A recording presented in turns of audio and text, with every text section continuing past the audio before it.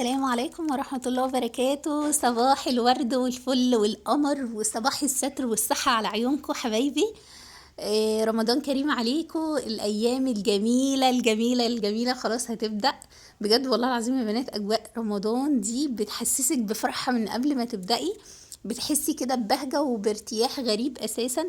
وسبحان الله، يعني أنا بالنسبة لي تحضيرات رمضان أو إن أنا خلاص بقى مستنية رمضان هيبدأ، والله بتبقى فرحتي ما تقلش حاجة ويمكن تزيد عن العيد. يعني أنا يمكن ما ببقاش فرحانة بالعيد قد ما بكون فرحانة إن رمضان هيجي. فكل سنة وانتم طيبين، كل حبايبكم بخير. اللهم بلغنا رمضان لا فاقدين ولا مفقودين يا رب، ويرحم كل عزيز وغالي فقدناه يا رب، يرحم اخويا اللهم امين. ويا رب يخلي لكم كل حبايبكم، ويا رب يعود عليكم الايام وانتم بالف خير يا رب، ويكون رمضان كريم علينا وعلى امة محمد كلها يا رب، يفك كرب اخواتنا في فلسطين يا رب، وينصرهم اللهم امين يا رب في فلسطين وفي السودان.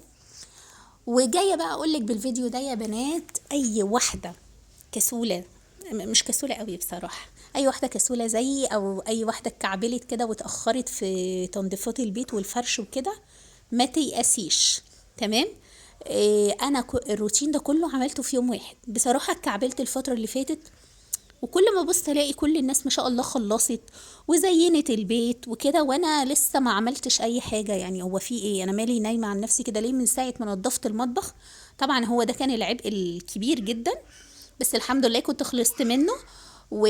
وكنت رحت قلت خلاص بقى مفيش وقت، انا لازم ابدا.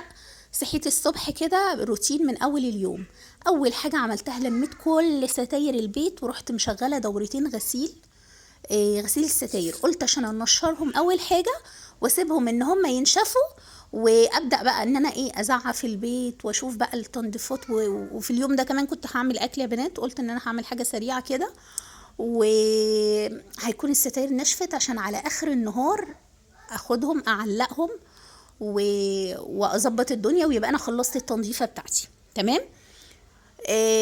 بصوا، تنظيفة عميقة تحت السراير وكده. انا كنت اوضه الاطفال بصراحة كنت مخلصاها تحت السراير ومظبطاها، ما كانش فيه غير اوضه النوم بس اللي كانت باقيالي ان انا هعمل تحت السرير.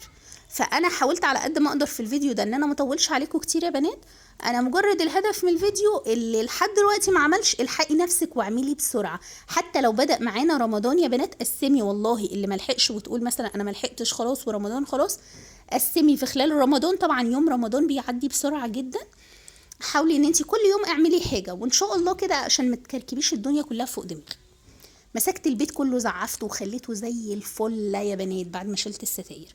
قلت في اليوم ده، اليوم اللي انت عارفه عندك كركبه، اختاري اسهل اكله واسرع اكله ممكن تتعمل.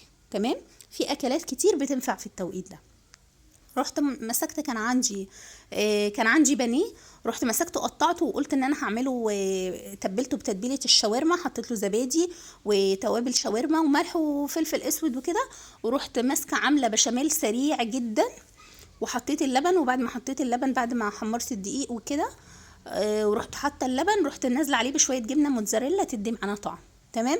في الوقت اللي انا بعمل البشاميل كنت حطيت الشاورما دي في التلاجة، طلعتها ورحت منزلاها في الطاسه، وما قلبتهاش على طول يا بنات عشان ما تنزلش ميتها.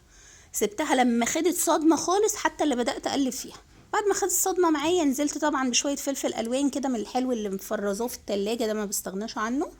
وطبعا انا هعمل اكله ايه النهارده يا بنات؟ انا هعمل نجرسكو. تمام. بس ما كانش عندي مكرونه شرايط، فقلت خلاص مش مشكله اعملها بسباكيتي، يعني مش هتقول لا، يعني ما كل واحد في الاخر. تمام. هي بتتعمل بمكرونه شرايط، بس انا عملتها بمكرونه سباكيتي، واول مره اعملها بصراحه بالسباكيتي. حطيت طبقه بشاميل من تحت، وحطيت المكرونه، وحطيت الحشوه بتاعه الشاورما، ورحت مكمله عليها، وكملت من فوق بشاميل وجبنه. تمام. في الوقت ده رحت ماسكه بقى ظبطه لكم المطبخ يا بنات. خلصت المواعين اللي انا استخدمتها كلها، والبوتاجاز خليته شمعة فلة منورة زي ما انتوا شايفين كده، عشان لما اطلع من المطبخ ما بقاش شايله هم الحاجات اللي موجوده في المطبخ. تمام. بصوا المكرونه بسم الله ما شاء الله. احنا طبعا في اليوم ده اقول لكم احنا بنحب ناكلها سخنه، ما بنحبش نستنى انها تكون بارده. فبصوا اقول لكم البخار بتاعها طالع كده واحنا بناكل منها، بس والله العظيم طلع طعمها تحفه، خطير خطير خطير يا بنات. وحطيت عليها من فوق بعد البشاميل والجبنه كام شريحه زيتون كده، ادت معانا برضو تيست حلو قوي. تمام، جربوها مش هتندموا. وحطوا عليها حبه كاتشب. وعمر بيحب يحط عليها كاتشب. اللي موجود معايا في الفيديو لحد دلوقتي ما تنسيش اللايك وشير، وعايزه كومنت دوسي على الجرس اللي تحت، وعايزه كومنت قمر منك كده يحسسني كده بوجودي، يحسسني بوجودك وان انتي موجوده معايا في الفيديو. وتعالوا نكمل نشوف ايه اللي عملناه تاني. خلصت الاكل والله يا بنات، الستاير فعلا كانت خفيفه. انا عندي ستارتين بس اللي يعتبر تقال قوي، بس الستاير اللي نشفت معايا كلها بصوا على طول في ثانيه الا ثانيه، طبعا ما فيش اسرع من كده. اتغسلت من هنا ونشفت الحمد لله. البلكونه الهواء حلو جدا، فشلتهم على طول. بصوا اول ما خدتهم طبعا عشان ما يتكسروش واحتاج ان انا اكوي ستاير، رحت على طول عامله فيهم الدبابيس. واقول لكم كان جوزي جه في الوقت ده. فبصراحه الزوجه الصالحه المصريه لازم في الاوقات دي تستعين بزوجها، ربنا يديله الصحه ويخليه لينا يعني. فبصراحه في الوقت ده هو اللي ركب لي الستاير. تمام، وانا بقيت ابدا ان انا اعمل حاجه تانية. قلت له انت ركبهم لي وانا هعمل حاجه تانية. بصوا دخلت على اوضه الاطفال، بصوا كاني نزل فيها صاروخ ارض الجو ضربها. بصوا المنظر فظيعه يعني بجد. يعني ولادي ما اقول لكمش، ربنا يديهم الصحه يا رب ويخلي ولادنا وولاد المسلمين اجمعين يا رب. فقلت تمام حلو قوي. بدأت بصراحة بأوضة الولاد، قلت هخلص أوضة. وانا طبعا السجاد غسلته مع نفسي، ما صورتوش معاكم يا بنات.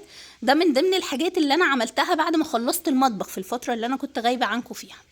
خلصت أوضة الأطفال وأديتها بالشرشوبة طبعا سيقتها وكده، ورحت فرشة السجاد بتاعها. وبصوا فرشت السراير بتاعت الولاد. تمام، بسقف لنفسي وانتوا سقفوا لي كمان. السرير اللي عليه دبدوب احمر بتاعي، والسرير اللي عليه دبدوب بنت بتاع اخويا. ادي عمر بيشرح لنا عشان هو طبعا المنطقه دي تخصه، فهو بيشرح لنا ده بتاع ايه وده بتاع ايه. تمام، احب اخلص الاوضه زي ما انتوا شايفين كده، اروح معطراها واروح قافلاها وطفياها، ويبقى انا كده خلصت من جزء في الشقه، مش شايله همه، خلاص خلص من كل حاجه. وهو كده كده اتزعف والستاير ركبت والفرش اللي غيرت الفرش كله وفرشت السجاد والدنيا زي الفل. تمام الحمد لله. نبدا على الجوله اللي بعد منها. خلصت اوضه الولاد، دخلت على اوضه النوم. بصوا يعني هو صاروخ برضو بس اقل شويه. بصوا الكرتونه اللي على السراحه دي فيها الحاجات بتاعت زينه رمضان بتاعت السنه اللي فاتت يا بنات، فانا طلعتها من تحت السرير، كنت شايلاها ونضفت تحت السرير بصراحه. التنظيفه المره دي كانت بالمكنسه الكهرباء. تمام، بقيت اشيل جزء واللي خلصه ادخله لجوه يعني في السرير من جوه لحد ما خلصت تحت السرير خالص. طلعت الزينه والكلام ده ونضفت الاوضه حلوه قوي، وديتها برضو مسحتها بالشرشوبه وكده. انا حاولت ان انا اختصر معاكم عشان الفيديو ما يكونش طويل عليكم يا بنات. وبرضو اخلص تسييق على طول اروح حاطه المروحه عشان تنشف، واروح فرشه الارض وافرش السرير اخر حاجه. بصوا هنا برضو غيرت الملايه بتاعت السرير وفرشت دفايه وظبطت الدنيا، وبقيت اوضه النوم زي الفل. هعمل نفس الحكايه، وطبعا الخشب بتاعي لمعته. تمام، هعطرها واروح طافيه النور برضو وسايباها. تمام، يبقى انا كده خلصت من اوض النوم. والله يعني تنظيف تحت السرير وتنظيف بره وكده والله ما خدش معايا وقت بامانه. بس الكلام ده كان يعني انا الجزء الاولاني خد بالنهار، وده الكلام ده من بعد العصر. تمام، من ساعه ما دخلت الاوض جوه ده كان من بعد العصر، بس في اليوم ده كنت صاحيه بدري فانجزت بصراحه حاجات كتيره.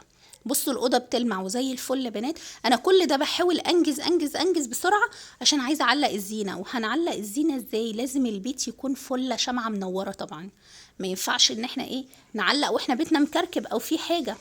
تمام، وحتى فوق البتاع ده، فوق الدولاب الصغنن ده برضو روقت الدنيا خالص، ولميت الادويه بتاعت الولاد كلهم في البكسات بتاعتها. بسم الله. بصوا، وبعدين رحت طالعه على الطرقتين خلصتهم ورحت مسيقاهم، وفرشت فيهم السجاد بتاعهم. وهنا خلصت المطبخ. طبعا المطبخ انا كده الداخل والخارج كله خالص، عملت الارض بس. تمام، وطلعت على الريسبشن برضو، كان مكركب يعني، كان اقل كركبه بصراحه لان هو كان الارض بس. وكفرات طبعا الانتريه كلها غسلتها وشلتها، كفرات السفره. ورحت ايه بعد ما خلصت رحت فرشه السجاد، وقلت بقى انا هسيب كده خلاص، داخلين على رمضان بقى نغير الشكل، هخلي الانتريه بالشكل بتاعه. والستاير بتاعتي اهي. والشجره دي اخدتها انا دايما طول يعني طول الاسبوع بلمعها تلميع، انا اخدتها بقى اديتها غسله ورحت مطلعاها نظيفه، قلت قبل الزينه برضو. تمام كده البيت فل يا بنات معانا. انتظروا معايا فيديو رهيب وجميل ولذيذ ومبهج قوي قوي قوي قوي قوي يا بنات، اللي هينزل لكم بعد الفيديو ده على طول. فيديو الزينه بتاعت رمضان، شكل البيت اختلف تماما تماما تماما، والله العظيم هيعجبكم قوي، وانا نفسي فرحانه بيه قوي. وعملت حاجه ولادي كانوا حابينها. الكرتون اللي كان شغال ده اسمه كرتون بنتن. الأطفال اللي بيتفرجوا على الكرتونات كتير شبهنا كده هيعرفوه. ايوه عمر قال لكم برضو. ماشي، اقابلكم فيديو جديد، ما تنسوش اللايك والكومنت، القمر منكم، ونتقابل في الفيديو.